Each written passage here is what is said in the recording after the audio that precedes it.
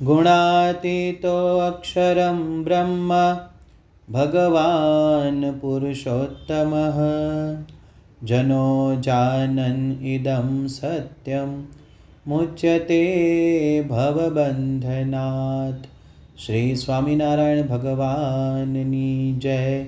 अक्षर पुरुषोत्तम महाराजनी जय। गुणातीतानंद स्वामी महाराजनी जय। भगत जी महाराजनी जय। शास्त्री जी महाराजनी जय। योगी जी महाराजनी जय। प्रमुख स्वामी महाराजनी जय। महंत स्वामी महाराजनी जय। सूरत अक्षरधाम महोत्सवनी जय। कार्यकर सुवर्ण महोत्सवनी जय। स्वामीनी वातो प्रकरण 2 18મી વાત। સ્વામિનારાયણ હરે સ્વામિનારાયણ હરે। મૂળ અક્ષર બ્રહ્મ ગુણાતીતાનંદ સ્વામીએ વાત કરી જે ભગવાનના ભક્તનો અવગુણ આવે ત્યારે તેમાં ગુણ હોય તે વિચારવા તો તે અવગુણ ટળી જાય।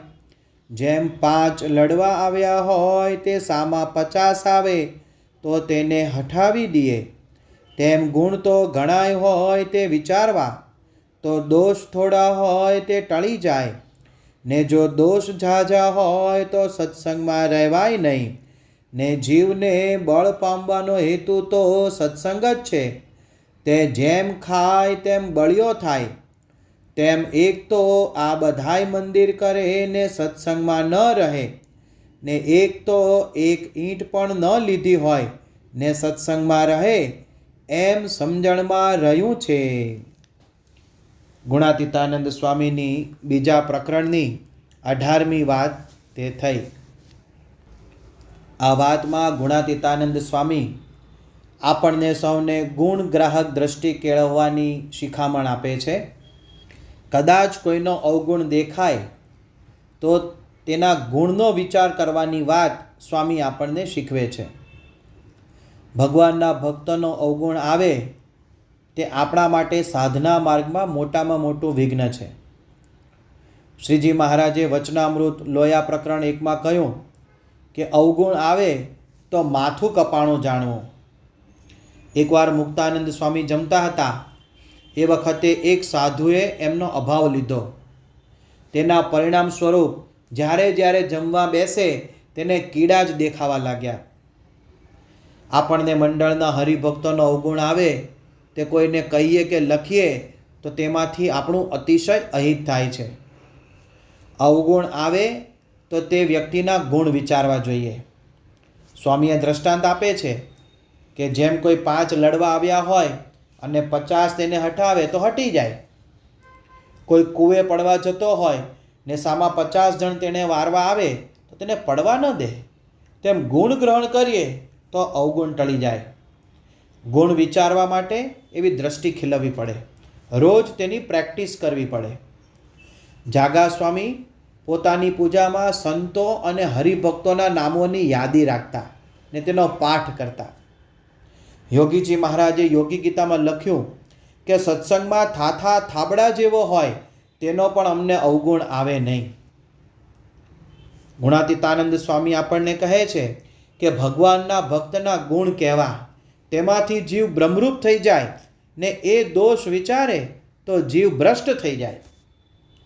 ગુણ વિચારવામાં જ આપણું ભલું છે, કારણ કે તેનામાં અવગુણ હોય તેને આપણે ટાળી શકવાના નથી। ગુણ વિચારવાથી આપણને શાંતિ થાય, અંતરે સુખ રહે। યોગીજી મહારાજને ખૂબ ઓછી ઊંઘ આવતી, એટલે રાત્રે સૂવા માટે ગોળી લેતા પણ ઊંઘ ન આવે। એટલે બધા કે સ્વામી આ ગોળી સાવ નકામી છે।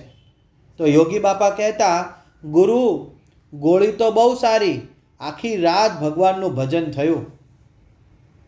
ઉદ્ધવજી કેવા જ્ઞાની હતા। હવે તેમની સામે ગોપીઓ તો એટલી વિદ્વાન નહોતી, પણ તેમનામાં ભક્તિ જોઈ, પ્રેમ જોયો શ્રી કૃષ્ણ ભગવાન પ્રત્યેનો, તો તેમનામાંથી ગુણ લીધો। શ્રીજી મહારાજ વચનામૃત ગઢડા પ્રથમ પ્રકરણના 24માં કહે છે કે જો કોઈ હરિભક્તનો દોષ નજરમાં આવે ત્યારે એમ સમજવું કે આનો સ્વભાવ તો સત્સંગમાં ન ઘટે તેવો છે, તોય જો સત્સંગ મળ્યો છે તો તેના સંસ્કાર અતિ ભારે છે. આચાર્ય લક્ષ્મી પ્રસાદજી મહારાજે શાસ્ત્રીજી મહારાજને ગામડે ફરવાની ચિઠ્ઠી નહોતી આપી અને કહ્યું, જ્યાં ફરવું હોય ત્યાં ફરો, આખો દેશ પડ્યો છે. તો પણ શાસ્ત્રીજી મહારાજે આચાર્ય મહારાજનો ગુણ જ લીધો કે આચાર્યએ આપણા ઉપર ઘણો ઉપકાર કર્યો છે. તેમનામાં રહી શ્રીજી મહારાજે પ્રેરણા કરી, જેથી આપણે સર્વોપરી ઉપાસનાના મંદિરો કરી શક્યા. માના ભગતે ગઢડામાં ભગતજી મહારાજને કહ્યું, આ તમારા બાબુલા જેવા શિષ્યોમાં બંધાશો નહીં. ત્યારે ભગતજી મહારાજ બોલ્યા, એમને બાબુલા કેમ કહેવાય? હું તો આ બધાને બ્રહ્મની મૂર્તિ દેખું છું. એક દ્વેષી સાધુએ બાળ મુકુંદાનંદ સ્વામીને કાનમાં ભૂંડી ગાળો દીધી. ત્યારે બાળ મુકુંદાનંદ સ્વામી બોલ્યા, અહો ધન્ય ભાગ્ય, ધન્ય ઘડી, ગુણ કો ગ્રહણ સો કીજીએ, ત્યાગી નકલ વિચાર, तरु के कांटे न देखिए, जो देखो तो छाय. एक गुरुने આવી દ્રષ્ટિ હતી, હંમેશા સવળું જ લેવાનું, કોઈ દિવસ અભાવ ગુણની વાત નહીં, નેગેટિવ વિચાર જ નહીં, કોઈ પણ વાતમાં ગુણ લે. કોઈ કે બેસીશું તો ગુરુ કે હા બેસવું જ જોઈએ ને, બહુ કાળ સુધી ફર્યા.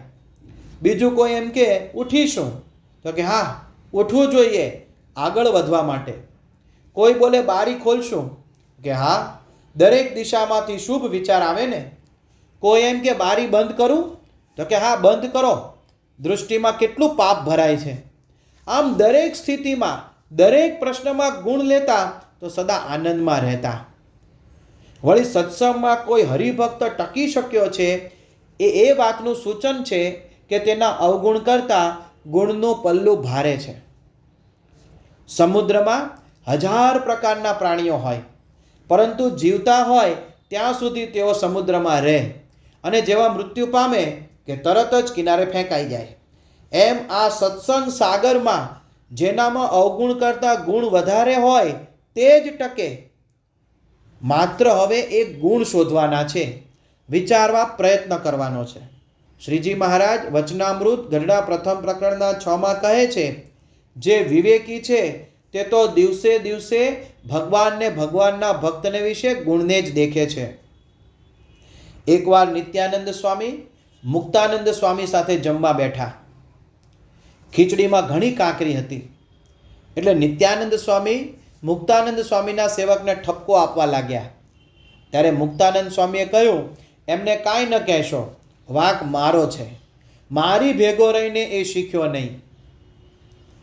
યોગેશ્વરદાસ સ્વામીએ સાંજે ન જમવાનો નિયમ લીધેલો. તે એક દિવસ સાંજે સેવકના આગ્રહથી જમવા બેઠા અને ભંડારીને તેમના પ્રત્યે દ્વેષ એને ખબર પડી તો આવીને પત્તર આંચકી લીધું. યોગેશ્વરદાસ સ્વામી બોલ્યા, આપણે જમવું જ નહોતું, ભંડારીએ અનુકૂળ કરી આપ્યું. શ્રીજી મહારાજ વચનામૃત લોયા પ્રકરણના 5માં કહે છે, જેનો ગુણ ગ્રહણ કર્યાનો સ્વભાવ છે તેનો જ પાયો સત્સંગમાં અચળ છે. કોઈ પણ બિલ્ડિંગમાં પાયો કાચો હોય તો તેમાં કોઈ રહેવા ન આવે, તેમ સત્સંગમાં પણ પાયો કાચો હોય તો સારા ગુણો ન આવે. એકવાર બેલ્જિયમમાં પ્રમુખ સ્વામી મહારાજને ડૉક્ટર શાહે પ્રશ્ન પૂછ્યો કે સ્વામી આપ અંતર્યામી છો, બધાનું જાણો છો, છતાં કઈ રીતે બધાને જુઓ છો? ત્યારે પ્રમુખ સ્વામી મહારાજે હસતા હસતા જવાબ આપ્યો, જાણવા છતાં નહીં જોવાનું, દેખવા છતાં આંધળા થવાનું, સાંભળવા છતાં બહેરા થવાનું. સામેની વ્યક્તિમાં 99 અવગુણ હોય પણ એક ગુણ તો હોય ને. સંત તુકારામજીને આવી ગુણગ્રાહક દ્રષ્ટિ હતી. તેમના પત્ની થોડા માથા ભારે હતા. એકવાર પોતાના ખેતરમાંથી શેરડીનો ભારો લઈને આવ્યા.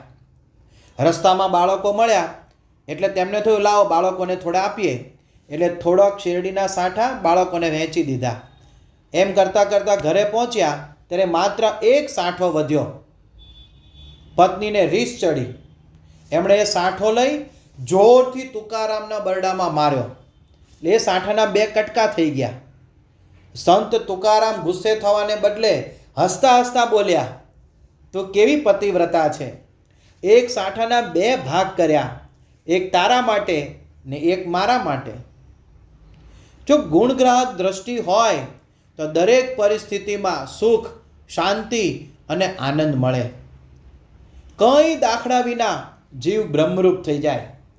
આમાં માત્ર મન, દ્રષ્ટિ અને વચનને જ વાપરવાના છે. શ્રીજી મહારાજ વચનામૃત ગઢડા પ્રથમ પ્રકરણના 28માં કહે છે કે આઠે પહોર આનંદ રહે ને દિન દિન પ્રત્યે વધતો જાય. ગુણગ્રાહક દ્રષ્ટિ એ આધ્યાત્મિક ધન છે. આ ગુણગ્રાહક દ્રષ્ટિ કેળવવા માટેના 5 પગથિયા છે. પહેલું પગથિયું, દરેકમાં ગુણ છે જ અને મારે જોવા છે એવો દ્રઢ સંકલ્પ. બીજું પગથિયું, ભક્તોમાં રહેલા ગુણોનું શ્રવણ અને કથન. ત્રીજું પગથિયું, ગુણનું ચિંતન. ચોથું પગથિયું, અભાવ અવગુણનો માર્ગ મૂકવાનો પ્રયત્ન. અને પાંચમું પગથિયું, અવગુણ આવે ત્યારે એના ગુણનો વિચાર કરવો. તો આજના શુભ દિવસે આ 5 પગથિયા ચઢવા માટેની બુદ્ધિ, બળ અને શક્તિ મહારાજ સ્વામી, પરમ પૂજ્ય પ્રમુખ સ્વામી મહારાજ અને પરમ પૂજ્ય મહંત સ્વામી મહારાજ આપણને સૌને આપે એ જ એમના શ્રી ચરણોમાં પ્રાર્થના. શ્રી સ્વામિનારાયણ ભગવાનની જય. ગુણાતીતમ ગુરુમ પ્રાપ્ય બ્રહ્મરૂપમ નિજાત્મનઃ વિભાવ્ય દાસ ભાવેન સ્વામિનારાયણં ભજે. શ્રીહરિં સાક્ષરં સર્વદેવેશ્વરં ભક્તિધર્માત્મજં દિવ્યરૂપં પરમ શાંતિદં મુક્તિદં કામદં કારણં સ્વામિનારાયણં નીલકંઠં ભજે. શ્રીહરિં